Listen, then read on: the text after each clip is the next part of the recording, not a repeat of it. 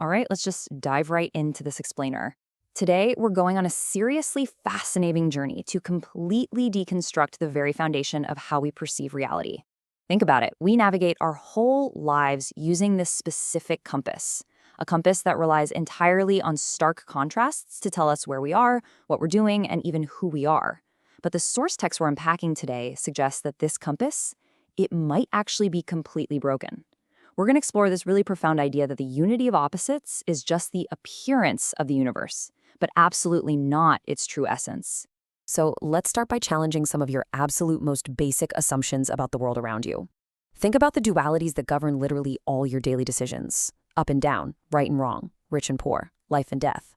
Our brains are basically hardwired to categorize the entire universe into these neat, distinct little buckets. But what if the dividing line between these concepts doesn't actually exist at all? What if there's simply two sides of the exact same thing, totally inseparable from one another? Section 1. The illusion of opposites. We are incredibly conditioned to view our lives through this lens of strict binaries. It's just human nature, right? We categorize everything into opposing boxes. Good versus evil, light versus dark, prosperity versus adversity. This is conventional thinking. It's how we try to make sense of our surroundings and navigate a pretty complex world. But the text we're exploring makes a bold argument. While this opposition is the appearance of the universe, the way it presents itself to our human senses, it is absolutely not the underlying reality. Actually, it's an illusion created by our own limited perspective. To really visualize the truth behind this illusion, take the Mobius strip, for example. You've probably heard of this mathematical anomaly before.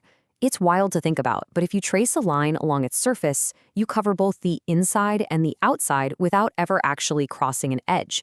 It physically proves that two seemingly distinct sides are actually an inseparable unity.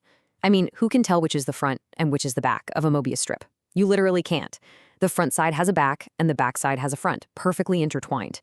The source material argues that the universe itself operates exactly like this strip, running on total unity, not opposition. Section 2. Rethinking up and down.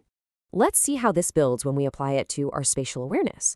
When you zoom out, really zoom out to the perspective of the cosmos, the concepts of up and down just entirely vanish.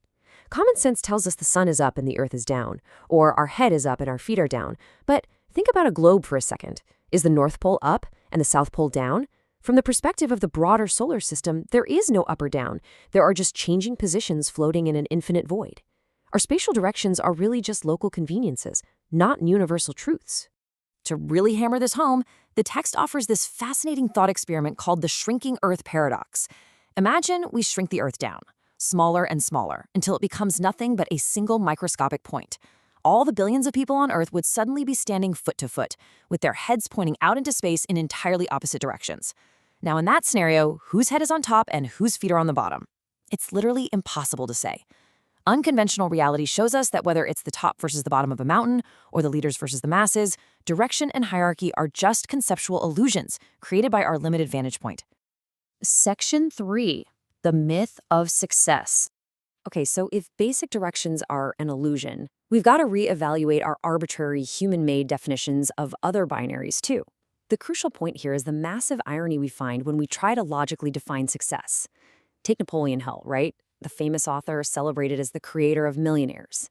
But there's a real paradox here. If you follow his impeccable line of reasoning, at what exact monetary level does someone magically cross the threshold into being successful? Is it $1 million? 10 million? If you haven't read his book, are you automatically a failure? The line between success and failure is honestly as arbitrary as the line between up and down. We really have to ask ourselves how we measure victory in a unified universe. If someone proudly claims, hey, I frustrated all my competitors, I succeeded, well, we must pause. Is climbing the corporate ladder by stepping on others a true victory? If everything is connected on a cosmic Mobius strip, harming a competitor is technically harming a part of the unified whole. The conventional definition of success, as we know it, often relies heavily on creating failures for others. Look at these provocative examples from the text. They force us to confront the uncomfortable fact that achieving a goal, even a highly destructive one, is often mistakenly categorized by our human brains as a success. If a thief effectively robs a bank, they succeeded in their goal. If a corporation successfully discharges waste into a river just to save money, they view it as a success. If a malicious actor spreads a virus flawlessly, is that a success? By removing our moral compass and just looking at the binary of success versus failure, we start to see how incredibly flawed and empty the conventional concept of success really is. Section 4. The mathematics of life. Now, what's absolutely fascinating here is how this philosophy actually grounds itself in hard math and physics. We all know the theorem that energy is conserved, right? It can neither be created nor destroyed, only transformed. The energy in the universe is a definite, fixed number. As the sun's energy decreases, the Earth's energy increases. Well, the text proposes this massive paradigm shift. Just as energy is conserved in physics, every single factor in our human life within the rational world operates under a strict, finite limit. Think of your life as a highly sensitive, polyhedral seesaw. It's made up of various factors: wealth, health, freedom, reputation, beauty, the whole shebang. If you aggressively try to increase the wealth side of your life, the mathematical laws of this rational universe dictate that another side simply must shrink to compensate. Your freedom might decrease, or your health might suffer. If you push one side of the seesaw up, another side must definitively come down. Because ultimately, the total mathematical sum of your life's possessions and attributes will always equal exactly 1. You literally cannot have 100% of everything. If you set the total capacity of a person's life at 1, and each of 10 factors accounts for 0.1, the moment your wealth grows to 0.2, your health or your freedom must drop below 0.1 to keep the equation perfectly balanced at 1. No matter where you go or how hard you hustle, what you own in the rational world will always total 1. So what this means is that over-accumulating in one area is a literal zero-sum game. The paradox of possession states that gaining is losing and losing is gaining. The more you gain in material wealth, the more you are secretly bankrupting another vital part of your existence. Maybe it's your longevity, your peace of mind, or your spiritual depth. Without losing, you will gain nothing. Without gaining, you will lose nothing. It completely reframes the whole rat race, doesn't it? So, are we just trapped in this finite zero-sum game forever? Section 5. Stepping into the infinite. Well, the text argues that there is actually an escape hatch from this finite trap, and it lies entirely beyond the realm of rational numbers. Consider irrational numbers, like pi or the golden ratio, phi. These numbers stretch on into infinity without ever repeating or ending. They represent the infinite mysteries of the universe, completely unconstrained by space or time. The text suggests that while our physical bodies and material wealth are absolutely trapped in the rational, fixed-number world, our consciousness and our spiritual life have the potential to transcend into this infinite, irrational realm. This is exactly what the text calls transcendental success. Historical figures of profound wisdom, think Shakyamuni, Jesus, Laozi, they didn't achieve ultimate success by hoarding wealth or chasing conventional wins. From a rational perspective, they pursued absolutely no possessions. Yet conceptually, they ended up owning everything. They achieved a non-repeating, infinite existence by transcending the rational numbers of a 9-to-5 material life and stepping right into spiritual infinity.